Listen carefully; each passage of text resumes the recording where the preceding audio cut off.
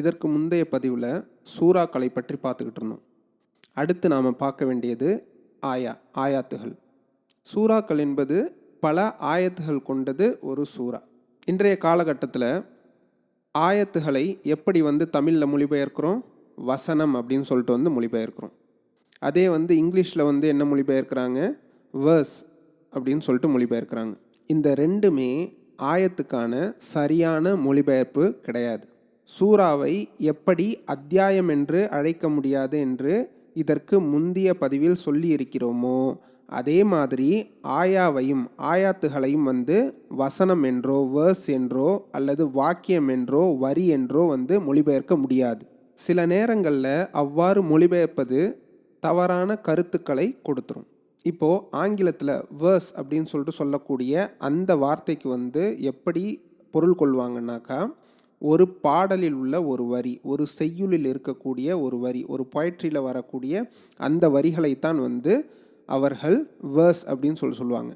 அப்போது ஒரு குர்ஆனுடைய ஆயத்தை வேர்ஸ் அப்படின்னு சொல்லிட்டு மொழிபெயர்க்கிறது ப்ராப்ளமேட்டிக். ஏன்னாக்கா, குர்ஆனுடைய ஆயாத்துகளை கவிதை அல்லது பாடல்களோடு ஒப்பிடக்கூடாது, ஒப்பிட முடியாது என்று குர்ஆன் ரொம்ப வெளிப்படையாகவே சொல்லுது. சூரா யாசினில் 36வது சூறாவில் 69வது ஆயாத்தில் அல்லாஹ் இப்படி சொல்லி காட்டுகிறான்.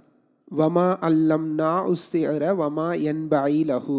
இவருக்கு கவிதையை நாம் கற்றுத்தரவில்லை, அவருக்கு அது தேவையும் இல்லை. இப்படி குர்ஆனை பற்றி அல்லாஹ் சூரா யாசினில் குறிப்பிட்டு காட்டுகிறான். அப்போது குர்ஆனை நாம் பாடல்களுடனோ அல்லது கவிதையுடனோ ஒப்பிட முடியாது. அப்படி இருக்கும்போது ஆயாத் என்பது கவிதையினுடைய வரிகள் அல்ல, அதை வேர்ஸ் அப்படின்னு சொல்லிட்டு ஆங்கிலத்தில் சொல்வது தவறு. அடுத்து குர்ஆனுடைய ஆயாத்துகளை வசனங்கள் அப்படின்னு சொல்லிட்டு மொழிபெயர்க்கிறோம் இல்லையா? இப்போ பைபிளை எடுத்துக்கிட்டிங்கனாக்கா அதில் இருக்கக்கூடிய அந்த வரிகளையும் அவர்கள் வசனங்கள், அதாவது வேர்ஸ் அப்படின்னு சொல்லிட்டு சொல்லுவாங்க. இதுவும் ஒரு தவறான கண்ணோட்டத்தை கொடுக்கும். ஏன்னாக்கா, ஏற்கனவே அந்த வேதக்காரர்கள் எல்லாம் யூதர்களோ அல்லது கிறிஸ்தவர்களோ அந்த காலத்தில் நபிகள் நாயகம் ஸல்லல்லாஹு அலைஹி வஸல்லம் அவர்களுடைய அந்த காலத்தில் என்ன சொல்லிகிட்டு இருந்தாங்கன்னாக்கா, இவர் குர்ஆன் என்று சொல்வதெல்லாம் எதை சொல்லிக்கிட்டு இருக்காரு? இந்த வேதக்காரர்களுக்கு கொடுக்கப்பட்ட அந்த வேதங்களிலிருந்து காப்பி அடித்து அதுலேருந்து திருடி தான் குர்ஆனாக சொல்லப்படுது அப்படின்னு சொல்லிட்டு இன்றைக்கும் கூட சொல்லக்கூடியவர்கள் எல்லாம் இருக்காங்க.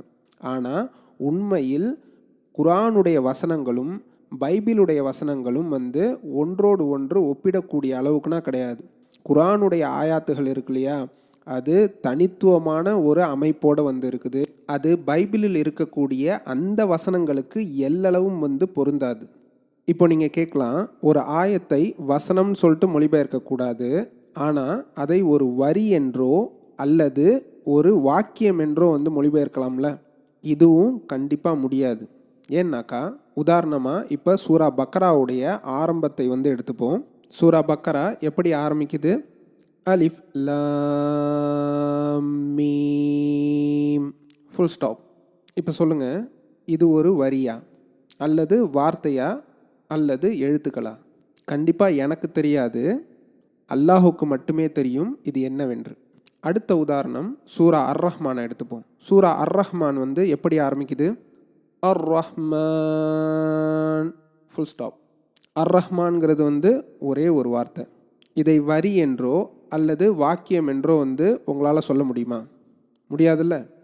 இப்போது தமிழில் ஒரு வரியை எடுத்துப்போம். அல்லாஹ் குர்ஆனை கற்றுத்தந்தான், இது ஒரு வாக்கியம்.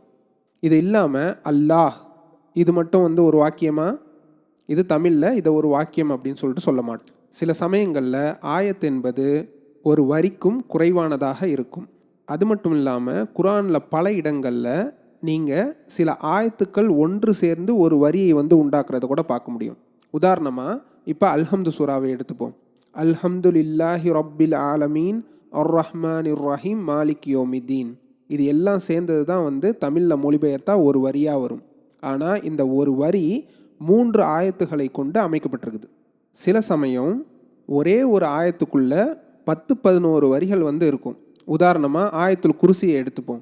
ஆயத்துல் குர்சியில் எத்தனை வசனங்கள் இருக்குது? அல்லாஹு லா இலாஹா இல்லாஹுவல் ஹய்யுல் கையும் லா தஹுது சீனத்தும் வலா நௌம். இப்படி அது போயிட்டே இருக்கும், ஒரு 10-11 வசனங்களை கொண்டதாக. இது எல்லாம் சேர்ந்து தான் வந்து ஒரு ஆயத்தாக வந்து பார்க்கப்படுது. ஒரு இடத்துல ஒரு வார்த்தைக்கும் குறைவானது வந்து ஆயத் என்று சொல்லப்படுது.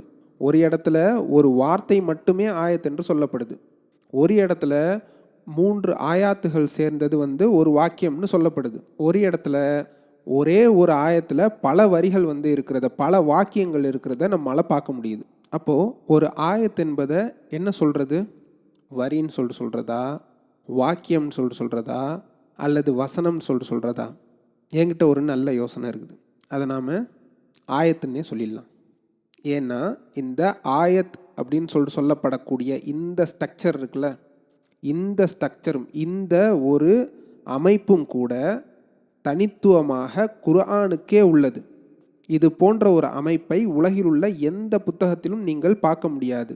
இதற்கு முந்தைய பதிவில் நாம் சூராவுடைய அமைப்பை உலகத்தில் உள்ள எந்த புத்தகத்தினுடைய அத்தியாயங்களுடனும் ஒப்பிட முடியாது அப்படின்னு சொல்லிட்டு நாம் பார்த்தோமோ, அதே போன்று ஆயாத்துகளையும் உலகத்திலுள்ள எந்த புத்தகத்திலுள்ள வரிகளுடனும் ஒப்பிட முடியாது. இது குர்ஆனுக்கே உரிய தனித்துவமான ஒரு அமைப்பு. அல்லாஹ் இப்படித்தான் வந்து ஏற்படுத்தி இருக்கிறான். சுப்ஹானல்லாஹ்.